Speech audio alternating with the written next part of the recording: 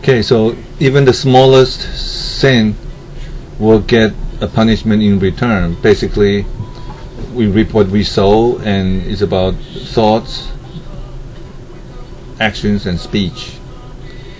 So after one is dead, he or she will be cast into the hell to be punished even for the smallest evil deed done. Close relatives, as that of a father and his children, may find themselves cast into different hells. When they meet at the same hell, however, they are not permitted as well as reluctant to suffer on behalf of their beloved ones.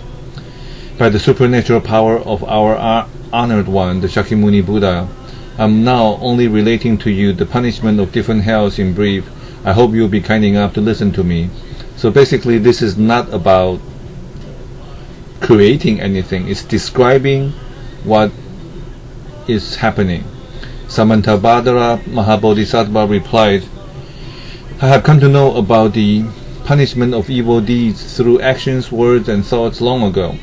I earnestly hope that my compassionate one will kindly speak about the law of cause and effect, so that every being of the future generation will learn the lesson from you to abstain from doing bad deeds. For practical and selfish reason to protect oneself, one will perform actions which are beneficial for oneself. So instead of practicing bad deeds, the Samantabhadra Bodhisattva is saying we should practice meritorious deeds by aiming to attain Buddhahood. Kshitigarbha Bodhisattva said again, my compassionate one, the punishment in hells are as real as such. There are hells where the tongues of sinners are used as plows. In some hells, the hearts of sinners are pulled out and eaten by the yaksas, is a form of ghost, demon. In some hells, the sinners have to be put into boiling tanks and be boiled to death.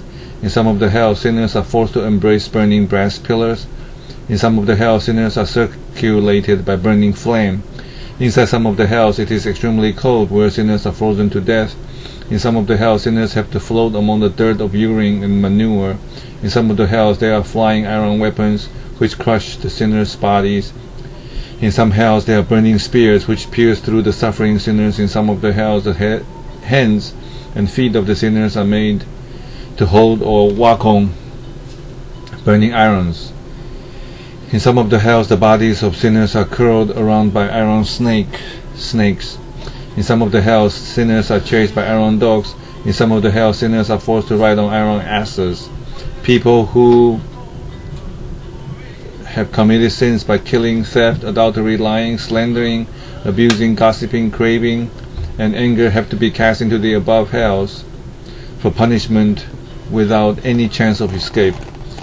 My compassionate one, the weapons of punishment in the various hells are innumerable in kinds, either made of brass, iron, stone, or fire. The stubbornness of all beings is as strong as brass, iron, and stone, which are difficult to break. The power of cause and effect on sinners is as dangerous as fire. That's why they say a bodhisattva is afraid of the causes, while the other sentient beings are afraid of the effect, for they are unaware of what's causing their suffering, which will spread quickly and burn things to ashes. If I'm to speak about the suffering of hells in detail, there are hundreds and thousands of various kinds of suffering in each hell. Evidently, there will be more suffering in more hells under the supernatural power of our honored one, the Shakyamuni Buddha, and at your kind request, I'm now only relating the sufferings in hells very briefly. If I'm to speak about the sufferings and punishments in hells in detail, I cannot fully express them. Even through kalpas and kalpas, a very, very long period of time. Chapter 6.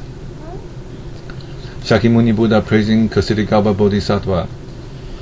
Shakyamuni Buddha radiated great brilliant light to all Buddha worlds, as many as the grains of sand on the shores of the Ganges River. He sent his great voice to all the Mahabodhisattvas, Devas, Dragon Kings, spirits, and human beings, as well as other sentient beings in the Buddha world. The earth, or samsara, Jambudvipa, is the Buddha world of the Shakyamuni Buddha, and the Pure Land, or the Sukhavati, Western Pure Land, is the land of the Amitabha Buddha. Listen to me today. I'm praising the Ksitigarbha Bodhisattva on how he converted and will continue to convert all erring beings in 10 quarters of space by incalculable infinite powers and infinite love and compassion. I hope you will endeavor in your utmost to protect and propagate Ksitigarbha Bodhisattva Sutra so as to lead all beings to attain enlightenment after I enter Nirvana. Shakyamuni Buddha was going to enter Nirvana upon his death, Mahasamadhi, where his consciousness will exit his body. And so he's asking Ksitigarbha Bodhisattva to look after all the sentient beings.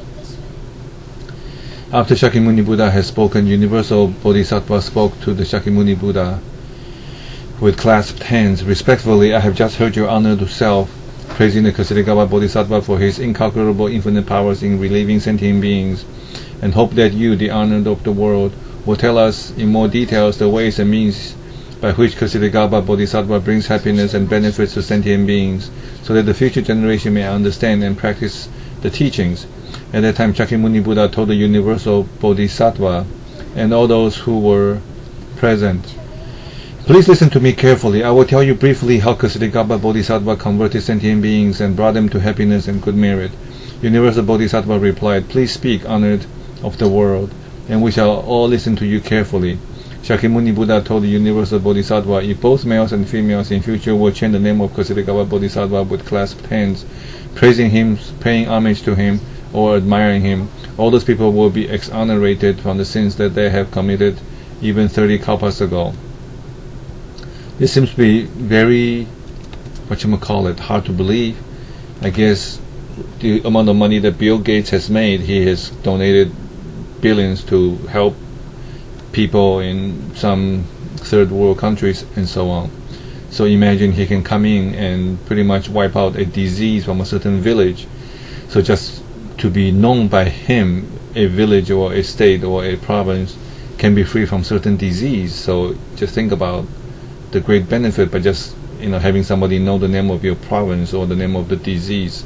So this is not quite a fable. If you use logic and induce from examples, you can probably see it makes more sense than what it appears to be. So we'll stop today here.